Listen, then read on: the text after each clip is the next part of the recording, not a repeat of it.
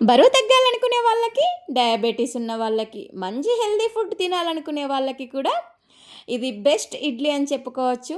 ఎప్పుడు తినే సూజీ రవ్వ ఇడ్లీ కాకుండా, ఇడ్లీ రవ్వ కాకుండా ఇది గోధుమ రవ్వతో అయితే చేశాను ఇడ్లీలు. టేస్ట్ అయితే సూపర్‌గా ఉన్నాయి. మంచి హెల్తీ కూడా.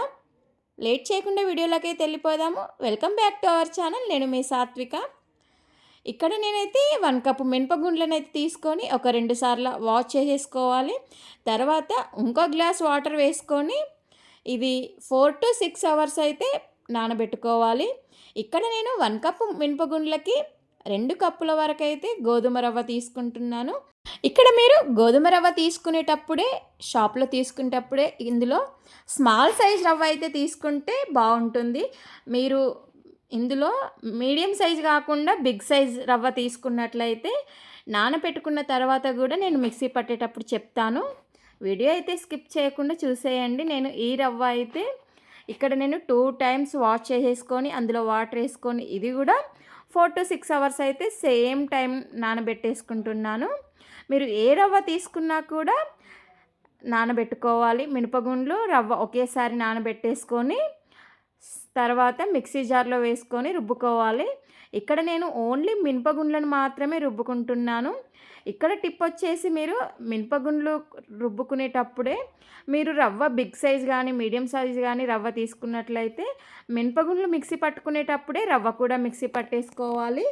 కానీ నేను ఇక్కడ స్మాల్ సైజ్ రవ్వ తీసుకున్నాను కాబట్టి ఇందులో వాటర్ అంతా స్క్వీజ్ చేసేసుకొని వాటర్ అన్ని సపరేట్ చేసేసుకొని రవ్వ అయితే పక్కకు పెట్టుకుంటున్నాను. మనం ఇందాక మినపగుండ్లను అయితే సాఫ్ట్గా మనం గ్రైండ్ చేసుకొని పక్కకు పెట్టుకున్నాం కదా, అదే బ్యాటర్లో మనం ఈ రవ్వని కూడా వేసేసుకొని మంచిగా కలుపుకోవాలి. ఈ రవ్వ అంతా ఉండలు లేకుండా మంచిగా కలిపేసుకోవాలి. ఇలా మంచిగా కలిపేసుకొని పక్కకు పెట్టేసుకొని ఓవర్ నైట్ అంతా సోక్ చేసేసుకోవాలి. అంటే ఫర్మెంట్ అవ్వాలి. ఇంకా మార్నింగ్ వరకల్లా ఫర్మెంట్ అయి ఉంటుంది. సో ఈ ఇడ్లీ కోసం ఇక్కడ నేనైతే సింపుల్గా బీరకాయ చట్నీ అయితే చేస్తున్నాను. ఈ ఒక్క పావు కేజీ బీరకాయతో అయితే చేస్తున్నాను. ఇప్పుడు స్టవ్ పైన ఫ్రై ప్యాన్ పెట్టేసుకొని 1-2 స్పూన్ల ఆయిల్ వేసుకొని హీట్ అయ్యాక పచ్చిమిర్చి అండ్ ఎల్లిపాయలు, బీరకాయ ముక్కలు, టమాటో ముక్కలు, ఒక పావు కేజీ బీరకాయలకు 2 టమాటోస్ అయితే వేసుకున్నాను నేను ఇక్కడ. వేసుకొని సాల్ట్ కూడా వేసుకొని మంచిగా కలిపేసుకొని మూత పెట్టేసుకొని మీడియం ఫ్లేమ్లో పెట్టేసుకొని ఉడికించుకోవాలి. ఇది మంచిగా సాఫ్ట్గా ఉడికిన తర్వాత స్టవ్ ఆఫ్ చేసేసుకొని మంచిగా చల్లారి పెట్టేసుకోవాలి. ఇదంతా చల్లారిన తర్వాత ఒక మిక్సీ జార్ తీసేసుకొని మిక్సీ జార్లో వేసుకొని మంచిగా ఫైన్ పేస్ట్ లాగా అయితే చట్నీ అయితే మిక్సీ పట్టేసుకొని పక్కకు పెట్టేసుకోండి. ఇప్పుడైతే ఇడ్లీ బ్యాటర్ అయితే రెడీ అయిపోయింది.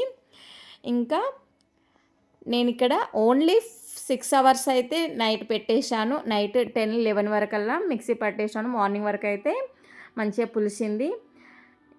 ఇక్కడ నేనైతే దీంట్లో సాల్ట్ అండ్ కొంచెం బేకింగ్ సోడా కూడా వేశాను. వేసి ఇదంతా సాల్ట్ బేకింగ్ సోడా పిండిలో మంచిగా కలిసిపోయేలాగా మంచిగా కలుపుకోవాలి. ఇప్పుడు మనం ఇడ్లీ ప్లేట్స్కి నచ్చితే నెయ్యి వేసుకోండి, లేదు అంటే ఆయిల్ వేసుకోండి. మీరు ఆయిల్ నెయ్యి కూడా వేయకుండా జస్ట్ వాటర్ అప్లై చేసి కూడా ఇడ్లీ వేసుకోవచ్చు. ఇక్కడ నేనైతే నెయ్యి అయితే వేసి అప్లై చేసేసుకుంటున్నాను. ఇక్కడ నేను నెయ్యి అప్లై చేసుకున్నాక మనం ఇడ్లీ బ్యాటర్ రెడీ ఉంది కదా, ఆ ఇడ్లీ బ్యాటర్ అంతా ఇడ్లీ ప్లేట్లలో వేసేసుకొని ఒక 15-20 మినిట్స్ అయితే స్టీమ్ చేసేసుకోవాలి. ఇప్పుడు స్ట్రీమ్ చేసుకునే ముందు మన ఛానల్ని కనుక ఫస్ట్ టైం చూసినట్లయితే లైక్ చేయండి, షేర్ చేయండి, సబ్స్క్రైబ్ చేయడం అయితే అస్సలు మరవకండి. బెల్ ఐకాన్ కూడా ఆల్ అని క్లిక్ చేయండి. ఆల్ అని క్లిక్ చేయడం వల్ల నేను వీడియో పెట్టగానే మీకు నోటిఫికేషన్ అయితే వచ్చేస్తుంది. ఇలా డిఫరెంట్ వెరైటీస్ అయితే మీరు వెంటనే చూసేయవచ్చు. ఇంకా ఇక్కడ ఇడ్లీ అయితే స్ట్రీమ్ అయిపోయింది, చూసేద్దామా. ఇక్కడ ఇడ్లీ సాఫ్ట్గా ఉడికిందో లేదని ఒక్కసారి టచ్ చేస్తే మనకు చేతికి అసలు ఫింగర్స్కి ఏం అంటకుండా ఉంటే ఇడ్లీ అయితే రెడీ అయిపోయినట్టు.